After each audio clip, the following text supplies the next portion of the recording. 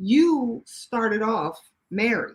Yeah, I came into this life married. And right, you've been married longer than you've been alive. Like, Yes, exactly, basically. um, I started off very single. I never wanted to get married. So it's like for somebody to, and he did, it's not even swept me off my feet. He didn't sweep me off my feet, but he changed my perspective of what I think a marriage looks like. I've never seen a healthy marriage in my life. Like, I mean, my grandparents, right? But I wasn't there throughout their marriage. So I can say my grandparents, my aunt and uncle, uh, actually two of my aunts and uncles still married. And one of my uncles passed. But when I look at them, I'm like, this is what a marriage should look like. This is success. This is greatness. And I promise you, it was not always beautiful. Yeah. You know what I mean? And so I'm like, that's what I want. I want something that's not always going to be beautiful. Yeah. But I also don't want somebody who's like, well, I just want you for your money, or I just want you for your talent. Like my husband never looked at me like that. In fact, I think that was the beauty of our relationship is when we first met, he didn't know that I was an entertainer. I told him and he didn't believe me. He looked at it like, yeah, whatever. Yeah, I agree with that.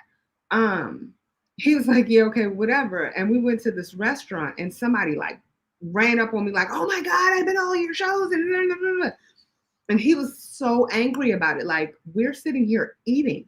That was so rude. And he was like, why didn't you say anything to them? I'm like, what am I going to say? He said, they're you fans. should stop them. He said, no, he was like, you should stop them. You should tell them we're having dinner. And I'm like, that's not how this works. And he goes, that's how it should work. And you need to have that conversation. Now he understands. And now he's like, I'm sorry for even trying to get you to change that part of you. Like, you don't necessarily just belong to me as it relates to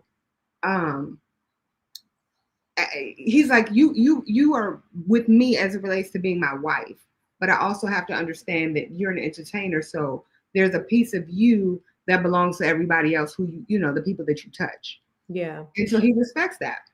I tell you what though, it's a great place to be in where your man allows you to shine, because one thing you never want is to be with anybody that makes you dim your light, where you feel how you have to, you have to shrink in order to be with them.